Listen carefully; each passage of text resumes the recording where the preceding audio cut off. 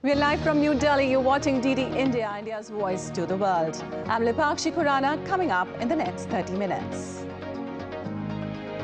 UN sanctions in Mali ends on Thursday after Russia vetoes renewal of resolution. 13 supporting Security Council members condemn Moscow's move. Gabon's junta has named a transitional president amid condemnation from the United Nations. Final preparations are underway ahead of the G20 Summit in New Delhi.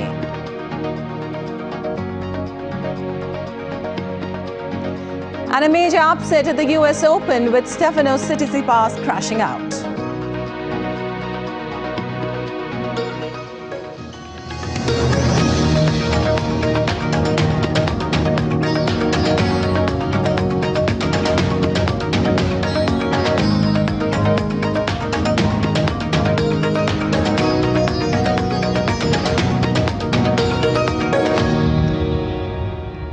Well, Mali would not face United Nations sanctions and independent monitoring from Thursday. This happens after Russia vetoed a Security Council draft resolution that would have renewed the Mali sanctions regime. The draft resolution, tabled by France and the United Arab Emirates, won 13 votes in favor. Russia voted against it, while China abstained. Russia then instead proposed extending UN sanctions in Mali for one final year, but immediately ending the independent monitoring now. This comes after independent UN sanctions monitors reported to the Security Council this month that Mali's troops and its foreign security partners are using violence against women and other grave human rights abuses to spread terror. The violators are, they said, believed to be Russia's Wagner mercenary group.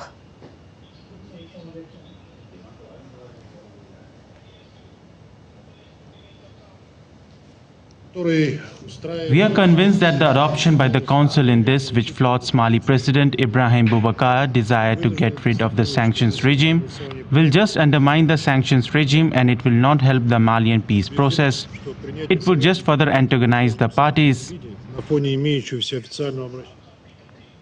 And US and UK deeply regretted Russia's reckless use of veto for UNSC resolution on Mali's sanctions. They said the move threatens peace and security in the entire region.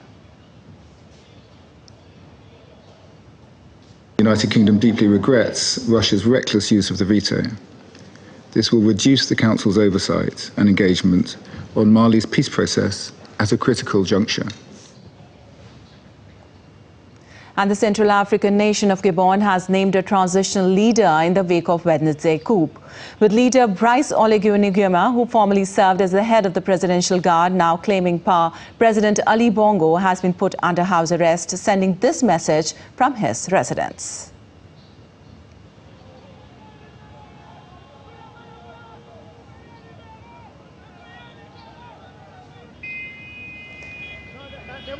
International bodies are condemning the coup, with the United Nations calling for a peaceful resolution. Right now, I'm in the residence and nothing happening. Nothing is happening. I don't know what's going on. So I'm calling you to make noise, really. I'm thanking you. Thank you. The Secretary General is following closely the evolving situation in Gabon. He notes with deep concern the announcement of the election results amid reports of serious infringements of fundamental freedoms. He firmly condemns the ongoing coup attempt as a means to resolve the post-electoral crisis. The Secretary General reaffirms his strong opposition to military coups. Israeli police say that a minor suspected of carrying out a stabbing attack has been shot and killed in Jerusalem. The incident follows months of intense Israeli military raids on West Bank areas, with Palestinian gunmen have been increasingly assertive in a challenge to the internationally backed Palestinian Authority. Protests flare in Brazil against a bill that threatens their ancestral territories. Hundreds of indigenous people were seen marching outside Brazil's Supreme Court to see the restart of the discussion on the demarcation of indigenous lands. The proposed law would impose a cut-off date for ancestral land claims in 1988, the year when Brazil's current constitution was enacted. Any indigenous community that did not occupy their lands by that day would now not be allowed to make a claim. Indigenous activists reject the bill, arguing that many indigenous peoples were historically expelled from their ancestral territories, especially during the military dictatorship. And a blue supermoon has risen behind the temple of Poseidon on Wednesday near Athens in Greece. The moon is considered a supermoon when it reaches the closest point to Earth. The color of the moon is not actually blue, it rather signifies two full moons in a single month. The next blue supermoon will not be seen until the 2030s now. The first giant panda cub in the history of Russia has taken birth at the Moscow Zoo. This is a unique event both for the country and for the entire global environmental community. This case is unique as newborn cubs' parents, Ruyi and Ding Ding, are young. They're 7 and 6 years old. Typically, the first cub is born when the parents reach the age of 8 to 10 years old.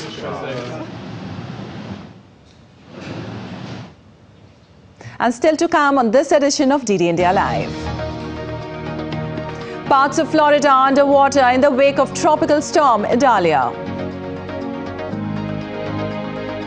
Final preparations are underway here in Delhi ahead of next weekend's G20 Summit.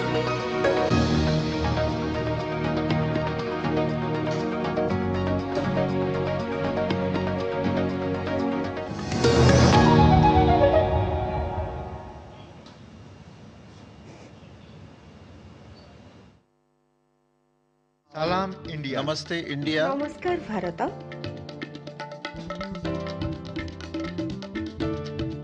Nous sommes l'Inde. Nahnu Hunud. India. Ma Hindi Hasti. Mung Hindian. Salam Hindustan. We are India.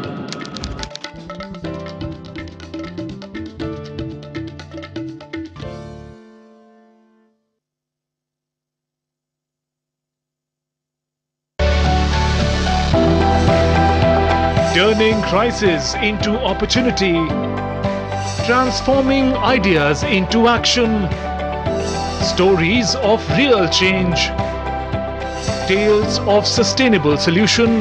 This series is going to tell stories of such change makers. Watch Change Makers on DD India. स्वागत आहे to magnetic Maharashtra.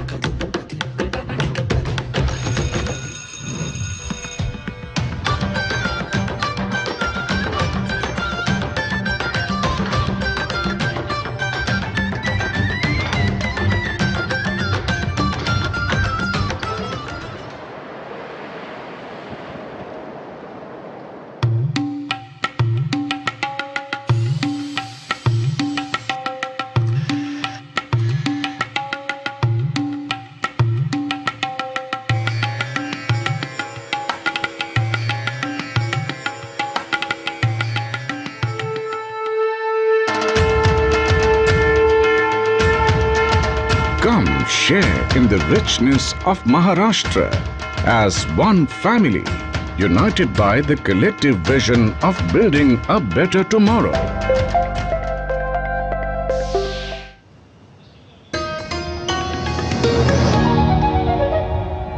Welcome back. You're watching DD India Live. I'm Lipakshi Khurana. Moving on, the foreign ministers of the European Union will be meeting in Spain on Thursday to discuss their response to last month's coup in Niger, including possible sanctions considering news of military officers declaring they have seized power in Gabon. A major theme of this gathering is instability in the West and Central African countries.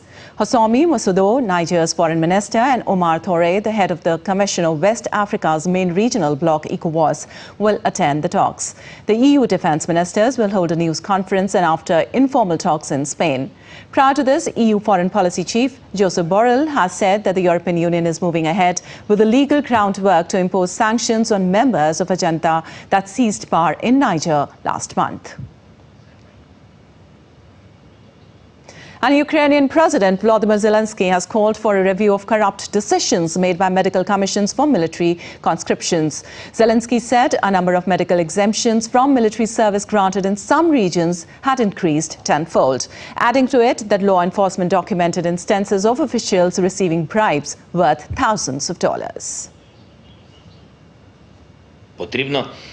Unjustified decisions of the military medical commissions have already been definitely identified by law enforcement authorities. Concrete evidence has been documented. This has been presented in a closed session. Different regions of the country, different territorial military commissariat, different officials. Bribes ranging from $3,000 to $15,000 have been recorded.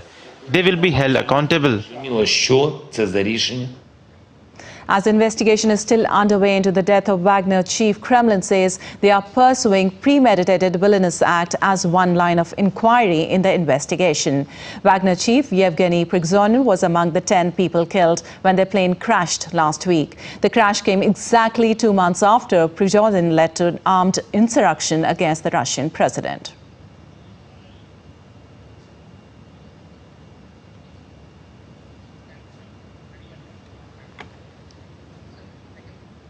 And Russia has seen one of the largest waves of the Ukrainian drone attacks on Wednesday. At least 7 regions were under Ukrainian attacks, with an airfield in Russia's Pskov hit and several military lanes on fire. Moscow vowed to retaliate. In the meantime, Kyiv has also seen the largest attacks in months. Authorities say 2 people have died in Ukraine's capital, Kyiv. Dasha Chernyshova has more from Moscow. Russia's Ministry of Foreign Affairs says that a wave of Ukrainian drone attacks against the Russian regions on Wednesday will not go unpunished. The ministry's spokeswoman Maria Zakharova said they prove the terrorist nature of what Moscow describes as Kiev regime. She also added that the drones could not have covered such distances without information from the Western countries. Russian president, according to the Kremlin, is constantly receiving the information about the special military operation in Ukraine, as well as about those attempted attacks against the Russian territory. And the Russian military experts, the Kremlin says, are now studying the trajectory of those drones to see where they were launched from. That's after Ukrainian drones hit an airfield in Russia's northwestern region of Pskov that borders European countries. Russian Ministry of Defense says Moscow carried out a massive strike against Ukrainian military infrastructure with high-precision weapons. They hit Ukraine's command and intelligence centers. All designated targets, according to the ministry, have been destroyed. And the ministry adds that in the Black Sea, east of the Snake Island, Russian fighter jets have destroyed 2 Ukrainian speedboats with the crews on board. Dasha Chernyshova in Moscow, reporting for DD India. Well, residents in the U.S. states of Florida and Georgia are assessing the damage left by Hurricane Idalia. Authorities are investigating one unconfirmed storm-related traffic death. The storm strengthened to a Category 3 hurricane before making landfall. DD India's U.S. correspondent Nick Harper reports.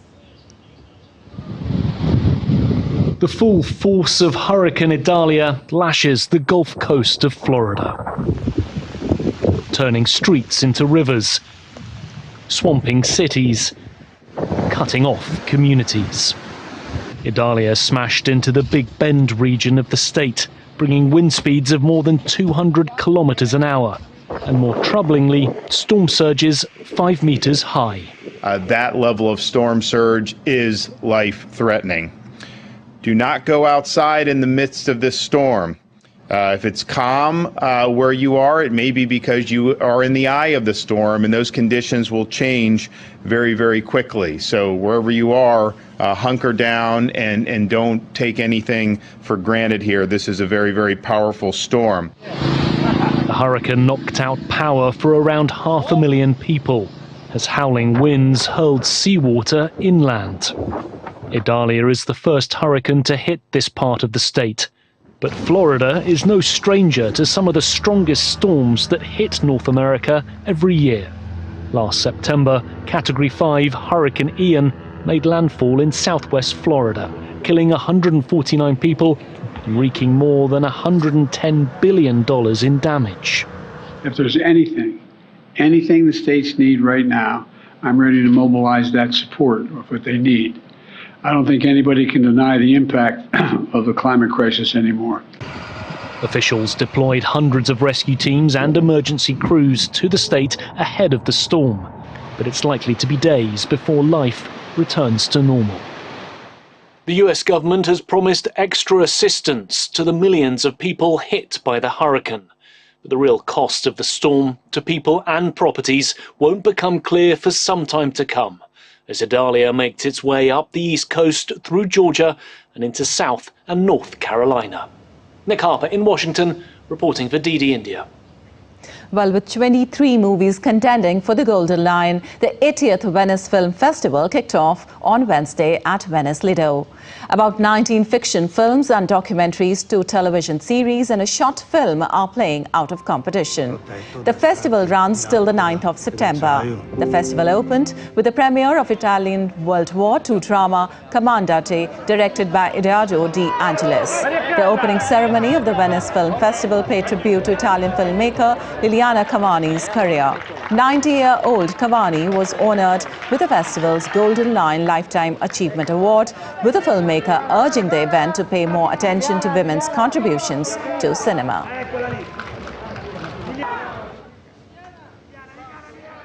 And it was another day of gains for Wall Street on Wednesday. That's despite data that suggested weaker economic growth and a slowing labour market. DD India correspondent Nick Harper reports from Washington, D.C. Well, what should have been viewed as a day of bad news was viewed by investors as a day of good news. The economic data on Wednesday, on the whole, was rather depressing. Annual gross domestic product growth, or GDP, was revised down from 2.4% to 2.1%. That's much lower than was initially forecast. And then there was the ADP report, which looks at private employers hiring. It showed just 177,000 new jobs were created during August, and that's below expectations and well below July's total of 371,000 jobs. Despite more than a year of interest rate rises, the US economy has remained resilient, and those hikes aimed at slowing hiring have, until now, had a limited effect. But investors seem to look past both those bits of data and instead help to push the 3 main indices higher on Wednesday.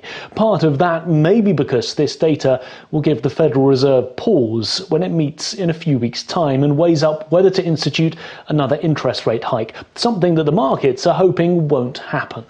So at the end of the day, the Dow finished up 0.1%, the S&P rose 0.4%, and the Nasdaq led the pack, closing 0.5% up. In company news, shares of Hewlett-Packard plummeted around 7%. That followed weaker than expected quarterly results, which included a revenue miss. Nick Harper in Washington, reporting for DD India. Well, India is all set to host the G20 Summit scheduled to be held in New Delhi from September 9th and 10th. World leaders will arrive in New Delhi to attend the G20 Summit. As New Delhi gears up for a mega event, the security is beefed up and public holidays announced in the national capital from September 8th to 10th. Muktesh Pardeshi, the Special Secretary and the Head of Operations and Logistics of India's G20 Secretariat, said that a variety of different dishes are being prepared to showcase the regional cuisine of the country and street foods of India, as well as giving exposure to millets. From the Government of India, we will be offering meals at the convention center. Variety of dishes being served, but millet will find a prominent place in the menu. The chefs are working to develop different kinds of regional cuisine. The overall philosophy is that we should have exposure to street foods of India.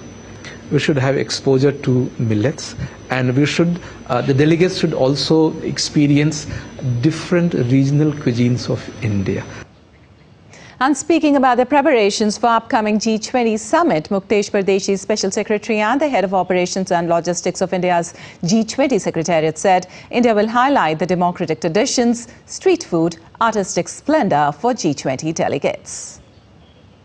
We have twin agenda. We showcase Indian culture, crafts and cuisine. We are going to showcase progress in the field of digital sector. We want to showcase modern face of India. And now let's take a look at other stories making news today. Beyond borders, across moonscapes, India's majesty knows no bounds. Once more, co-traveller Pragyan rover of the Chandrayaan-3 mission captured Vikram lander in a snap.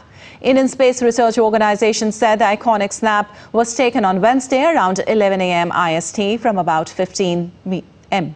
The data from the NAQAMS is being processed by Space Application Centre, Ahmedabad. Having planted its feet firmly on the moon, the Indian Space Research Organisation is now headed towards the sun. ISRO to launch India's first space-based observatory to study sun on September 2 from Sriharikota in Indian state of Andhra Pradesh. It is the first time that ISRO is sending out back-to-back space exploration missions. Despite the weather, Assam Chief Minister Dr. Himanta Biswa Sarma has inaugurated Northeast India's longest flyover in the city of Guwahati. The 2.6-kilometer four-lane Nilachal flyover connects Maligaon Cheriali to Kamakhya Gate with an extension to Pandughat feeder road. Built at a cost of the equivalent of $5 million, the flyover has been given a colourful touch with graffiti depicting handloom, craft and wildlife of the Northeast.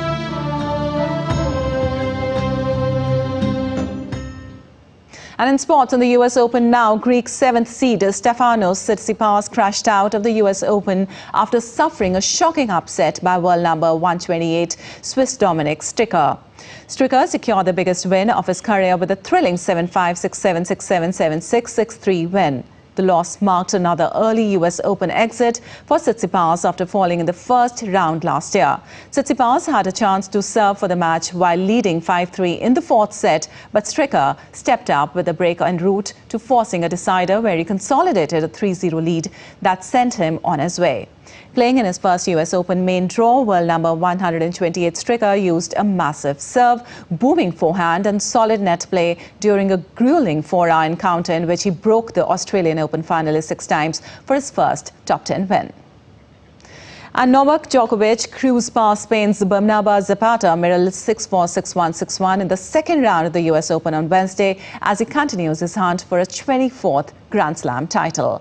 More accustomed to the bright lights of the New York night session, the Serbian star instead absorbed the muggy midday August heat, firing off 35 winners to set up a meeting with compatriot Laslo Djere in the third round. The Serb is already assured of retaking the world number 1 spot when the rankings are updated after the tournament after winning his opening match. And in the women's draw, world number 1, Iga Swiatek moved into the third round, but not without a fight, taming feisty Daria Savelle, who had warned she had the game to make the defending champion uncomfortable. After a 6-0, 6-1 rout of Sweden's Rebecca Peterson in her opening match, Swiatek did not look at an ease as she was made to work for a 6-3, 6-4 win over the 322nd ranked Australian spark plug. For Swiatek, the win was another step towards defending her US Open crown and keeping the number 1 world ranking. And now on to Cricket Asia Cup. Pakistan thrashed Nepal by 238 runs in the opening match on Wednesday to pick up 2 points in group encounter.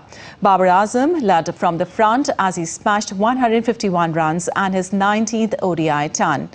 Iftikhar Ahmed also hit a quick-fire century to help Pakistan post 342 runs. Shabat Khan then followed with a 4-wicket haul to bowl out Nepal for 104 runs in 23.4 overs. Pakistan will play next arch-rivals India in a high-voltage clash on Saturday. And that's all for this edition of DD India Live, but let us know your thoughts on the news of the day. You can connect with us on Facebook, X, formerly known as Twitter, and Instagram. We'll be back with more news as it breaks here on DD India. I'm Lipakshi Khurana from all of us here in Delhi. Thanks for watching DD India Live.